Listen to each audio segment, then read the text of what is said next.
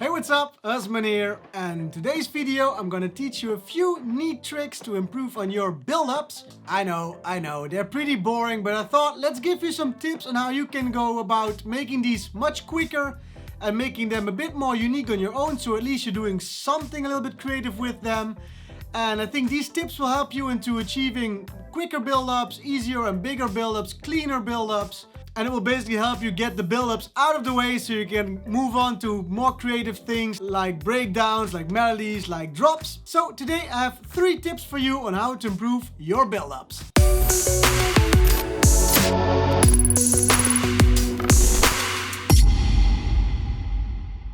So let's start off with the most easy to use trick in how to improve your build-ups.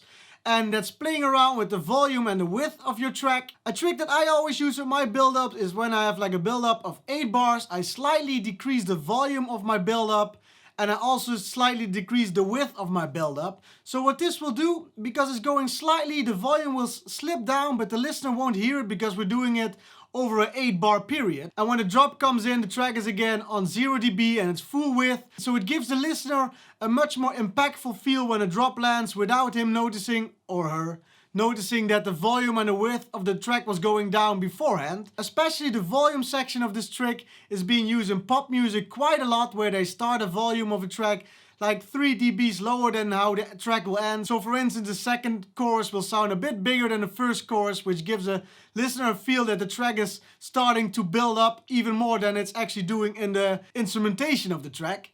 So that's tip numero uno, which is the most simple one, and it's something that you can apply in any DAW. Just apply utility or a volume shaping tool, and then you're good to go with that tip. Now, tip number 2 is an exclusive one to all Ableton users. There is actually a really great little secret build-up tool inside Ableton. If you go into the performance and DJ section of the audio effect racks, you find Fade to Gray. And it's basically an EQ delay tool which has only one knob, which has like a dry wet function. And basically whenever you increase the dry wet, which will basically remove more of the low frequencies and increase the delay, I think is a really cool approach on creating build-ups. It has a bit of that similar vibe than as the Endless Smile by That Life, but it's just a little bit more creative, I think, without too much reverb. And for me, a tip that I use a lot in my own productions.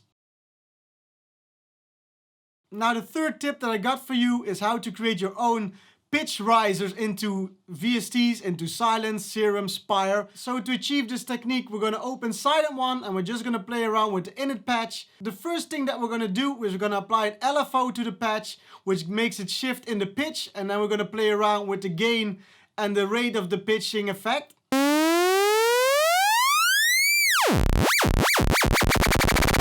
So now that we got a pitch LFO applied to this, we're basically gonna increase this effect throughout 8 bars. So we're just gonna make one long MIDI note of 8 bars. And then we're gonna gradually increase the rate of this pitch bend effect. So it starts really slow and then it goes faster over time.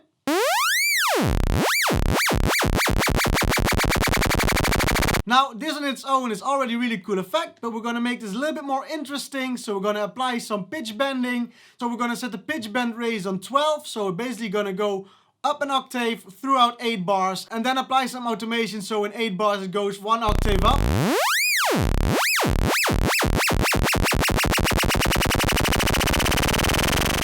You can experiment with it, add some reverb, add some distortion. I've played a lot with some bit crushing effects as well, but in the basis of this really cool trick, it's just an increased pitch bend modulation. Now, the cool thing with these tricks is that you can apply all 3 of them, apply the volume and width automation on the sound, also apply the fade to gray on the sound, and you get a really unique, interesting build-up.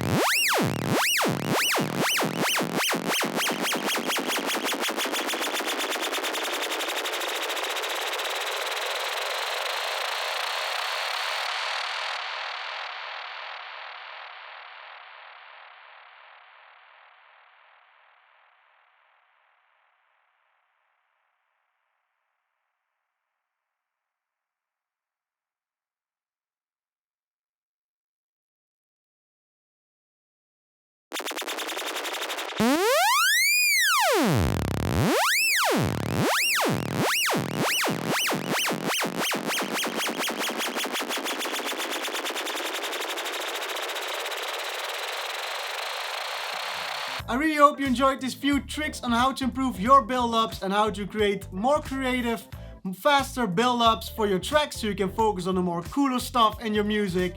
I really hope you enjoyed this video. If you like what I do, hit that like button. If you haven't already, subscribe. And then I see you guys on the next video. Take care. Bye bye.